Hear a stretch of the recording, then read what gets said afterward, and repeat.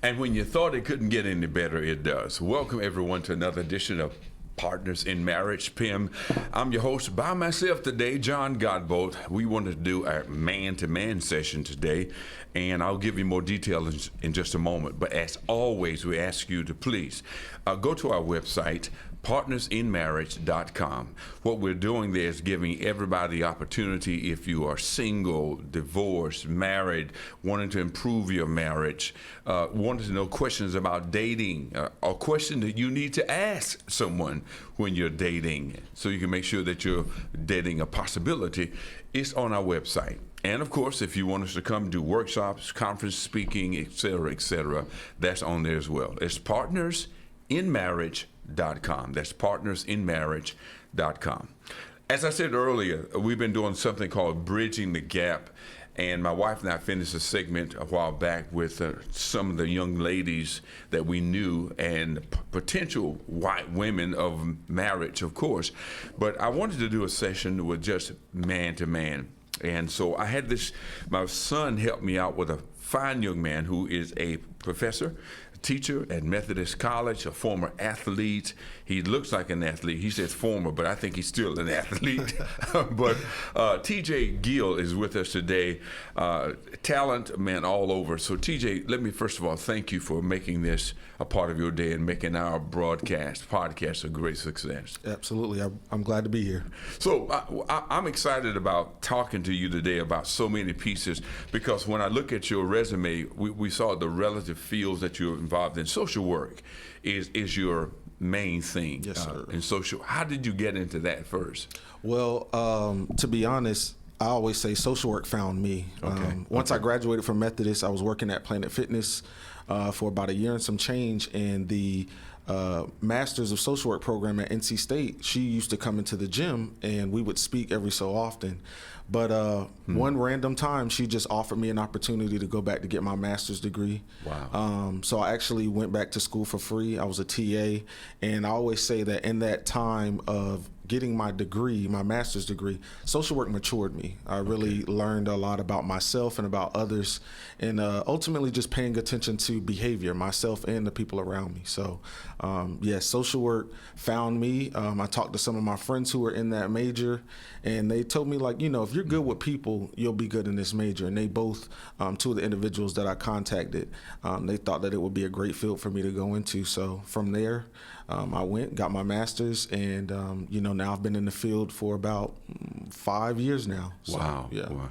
Well, look, I appreciate, again, your coming here and talking with us. And with your experience, you can probably give me insight. That's what our goal is, bridging the gap in the generations with older guys like us, like me, with younger guys like you, and the generation between us, and making sure that we can say to each other, it takes community for our marriages to be successful. Happy homes make happy communities make happy countries. Mm-hmm. So that's our goal, to do that part. So today, as we talk about our areas of commitment and priorities, that's what we started off with our girls. But with guys, it's still the same thing. And I want to talk with you. We call it turn and run, or some folk call it turn and burn. Like a car, I'm coming in, but I'm getting out of here. This thing is not working well for me. But when you think of commitment, TJ, give me your definition of commitment. What does it look like to you? I would say commitment on just a foundational level is just loyalty. Okay. You and that individual are locked in. You're obligated. You're responsible. Just different things like that, where the bond that you two may have, you understand that there may be some compromise that has to take place within yourself or with each other. As you all are interacting or being together, y'all in that relationship, I just think that commitment of being with that person means that you are consciously aware that you have other responsibilities of someone else that you have to keep in mind at times. When you played sports, basketball, was Yes, it basketball? Sir. Okay.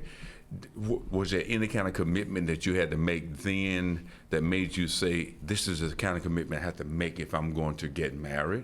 I would say that there are some similarities because you do develop that selflessness, right? Where, on a team, you have to have teamwork, right? You have to be there for the guys. I mean, in basketball, there's 5 other people, so there's other people to depend on. But in a relationship, it's just you two, right? So that battle that can be a little bit more difficult, right? When you have to compete with one person compared to your other teammates and things of that nature. But I would definitely say there are some similarities that translate into a relationship. Good. As we talk about this quality and this commitment, when you think about a potential spouse, and I'm not trying to put you on the spot or anything, but We all good. One day you're gonna have to. Oh, okay? yeah. These girls not gonna let you say out there singing about you.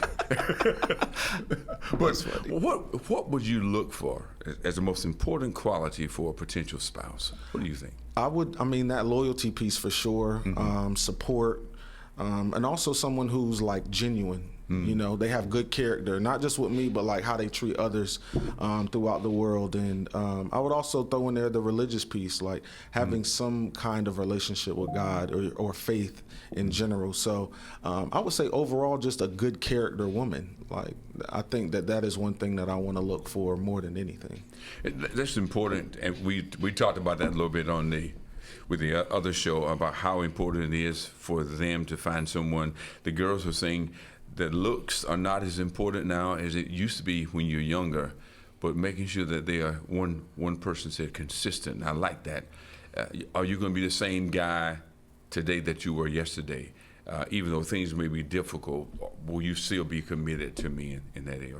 Well, I do agree. I agree with that to an extent because we are constantly evolving. I think that is one thing about life is as we go through different things, we do evolve. But consistency between those two individuals is important. But the other thing is, would you love me as I change, right? If something significant happens in my life, if I lose a family member or something like that, sometimes that alters an individual. But I think, you have to see is somebody willing to love you regardless and stick through it when you're going through a tough time, whatever that may look like, job-wise, family-wise, personal life, things like that.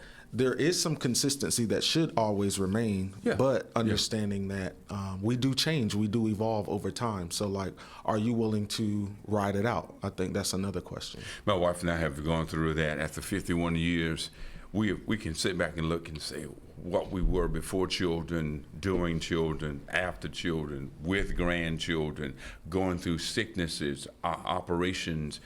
I get it. Right. You're talking that right piece there too. It's important. What about your vision, your shared vision, your goal? How do you see to say this is the kind of person? I don't know if the person says ride or die. Is that a term now? They still use that. I think that's still useful. What do you call it now? Somebody I can run with. This is someone I can spend, I say, the rest of my life with. I would just say that it would be off of mutual interest. Like if we're both mutually interested in each other and we both have the same goals in mind, I think that does make that journey a lot easier when you both have a singular focus.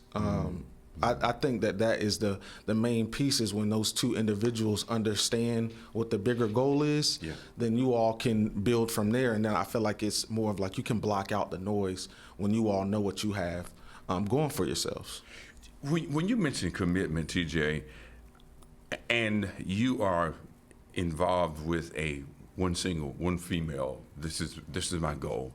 How do you focus and stay focused on that with so many other distractions out there, man? Come on, you know what I'm talking about. Let's be real now. Absolutely, absolutely. I mean, for me, I try to avoid the opposite, or the distraction, right? Because I feel like in this generation, it seems like when you get in a relationship, that's when all of the other women start popping out, right? Because I mean, if we're being honest, I think that women do like to see other women happy, right? When they see a man treating that woman happy, and then sometimes it's like, I want some of that, right? And they try to see if they can come in there or itch their way in there at the same time. But for me, it's just always been keeping that bigger picture in mind, right? So I like to say that I am a monogamous man. When I'm in a relationship, I'm locked in with my partner, and I like to go from there. So my biggest thing is to avoid the situation, right? If somebody does say something to me crazy in a DM,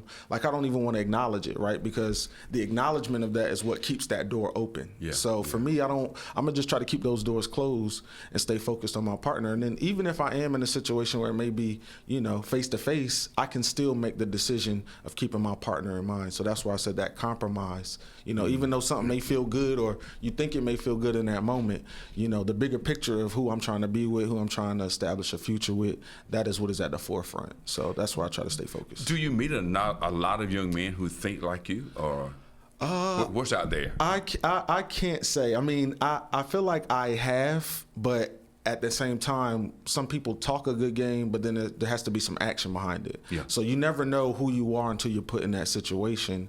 And if you can walk away, then all right, good deal. But if you can't, forgiveness is always there too. Yeah. Hopefully, if you could be transparent with your partner and just saying, I made a mistake or whatever the case may be. But I like to think there are a lot of like-minded men like myself out there. But if you're running into a guy who is trying to got a girlfriend for Monday, Tuesday, Wednesday, what would you tell him now? Hey, bro, what would you say to him? I would tell him that it's impossible to keep up. I really do believe that. I feel like if your attention is always, with multiple different women, it's hard to keep up with that. It's hard to really lock into one individual. And I truly believe that there has to be some confusion at some point where you thinking you told one person something and you told this, or you think you took this person somewhere, unless you can juggle all of that, more power to you. But at the end of the day, I do feel like that gets old. And also in that space, it can be lonely because I don't feel like at all times all of your women can be picking up the phone. Like at some point you may be reaching out, everybody's busy, and now you're just sitting there with yourself. So I just don't think it's really a healthy lifestyle, especially as you get older. Like I feel like that it could be more problems than anything, right? So how can you juggle all of those emotions? How can you do that?